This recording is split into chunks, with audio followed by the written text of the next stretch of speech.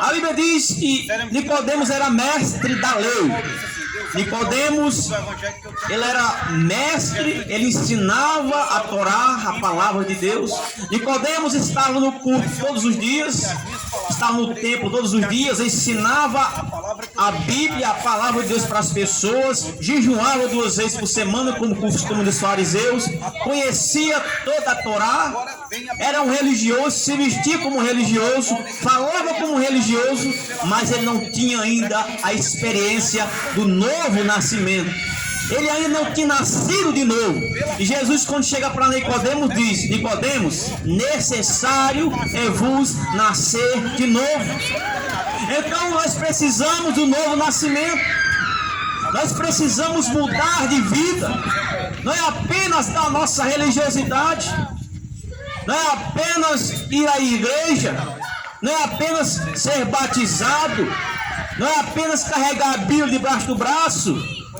Nós precisamos mudar de vida, de ser uma nova criatura. Nós precisamos ser imitadores de Deus, ser imitadores de Cristo, servi-lo de todo o nosso coração. Nós precisamos desenvolver um relacionamento com Cristo, um relacionamento diário com Deus. Jesus, ele veio nessa terra para restaurar a nossa comunhão com Deus. Ele veio para nos religar novamente a Deus, porque o pecado fez separação de nós e Deus. Antes do pecado, Adão, ele desfrutava de uma comunhão plena com o Criador. Antes do pecado, Adão desfrutava de uma amizade total com Deus. Não havia separação entre Adão e Deus. A Bíblia diz que Deus toda a tarde descia ali no jardim e conversava com Adão. Ao virar do dia, Deus descia e conversava com Adão. Havia uma amizade de Adão com Deus, mas essa amizade foi quebrada depois que o homem pecou. Depois que Adão pecou, essa amizade foi quebrada e o pecado fez separação entre o homem e Deus. Então Deus envia Jesus para quê? Para restaurar a comunhão, a amizade dele com o homem. Jesus veio para restaurar a comunhão nossa com Deus. Esse é o objetivo de Jesus ter vindo a essa terra. O maior objetivo de Jesus ter vindo e morrido na cruz do Calvário foi para nos religar a Deus e nos trazer a comunhão de volta. Por isso Jesus disse, quando a samaritana, lá no poço de Jacó, disse para Jesus: por que tu me pedes de beber, sendo tu judeu? Não sabes que o judeu e o samaritano não se batem bem? Não se comunicam? O samaritano não se comunica com o judeu? E então Jesus disse para ela, em outras palavras: mulher, se tu soubesse que está te pedindo algo. E então a mulher disse: o judeu, ele adora Deus no templo, o samaritano adora no monte. Aí Jesus disse para ela: chegará a hora, e já chegou, que os verdadeiros adoradores adorarão a Deus em espírito e em verdade. Então Jesus, ele trouxe a verdadeira adoração, restaurou a verdadeira adoração a Deus, a verdadeira comunhão do homem com Deus.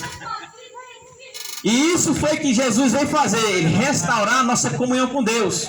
Aí eu disse: não, eu creio em Jesus, eu já tenho Jesus no meu coração.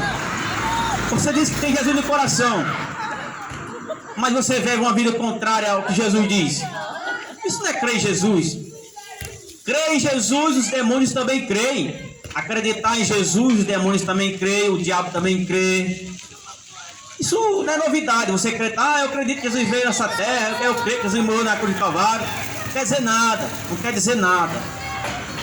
Se não houver obediência, se não houver uma entrega total a Deus, tudo é em vão.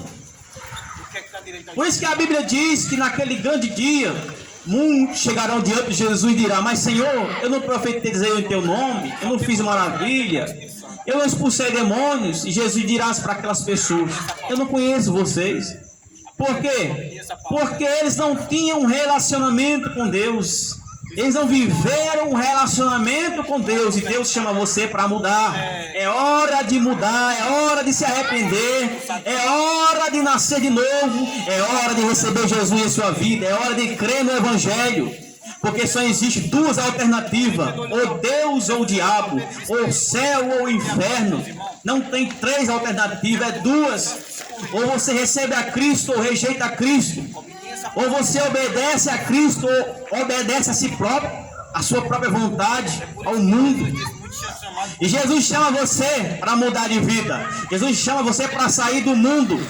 Jesus chama você para renunciar a você próprio, a sua carne, as suas vontades, e servir a Ele. Servir a Jesus é seguir os seus mandamentos. Muitas das vezes vai ser difícil.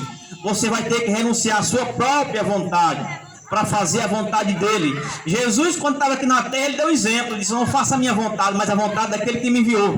Então você tem que se sujeitar e se submeter à vontade de Deus, para que você seja um com Ele, para que você possa estar ligado a Ele e Ele ligado a você. É a única maneira de você ter vida eterna, porque a vida eterna está em Deus. A vida eterna está em Deus, não há vida fora de Deus. E você não pode ter vida a não ser que você o receba. Deus oferece vida eterna, Deus oferece salvação, mas os pecadores rejeitam. A maioria rejeita Deus. A maioria não quer nada com Deus.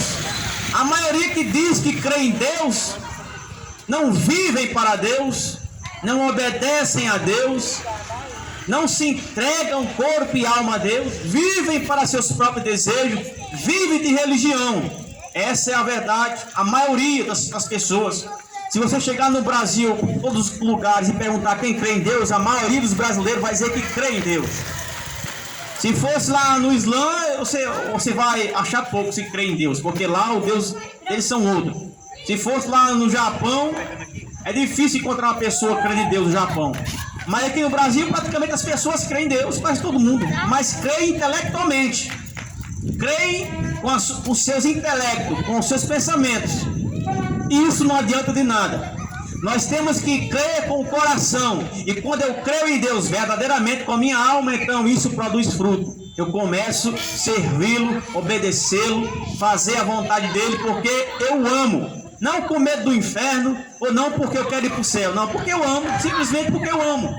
Quando você serve a Jesus por amor, porque Ele fez por você, porque você era um pecador miserável, e ainda é um pecador, e você estava condenado ao inferno, então Ele veio e morreu na cruz, te dando direito de salvação. Isso é glorioso, isso é maravilhoso.